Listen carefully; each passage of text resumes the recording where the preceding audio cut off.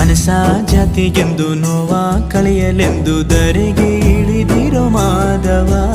ನೀನು ಹರಸಿದರೆ ಮಳೆ ಬೆಳೆಯ ಕೊಡುವಳು ಈಳೆ. ಭೇದ ಭಾವವೇ ತಿಳಿಯದಿರೋ ತಾಯಿಯ ಮನಸ್ಸು ನಿಂದು ದೊರೆ. ಪಾಪ ಕರ್ಮವ ಕಳೆದ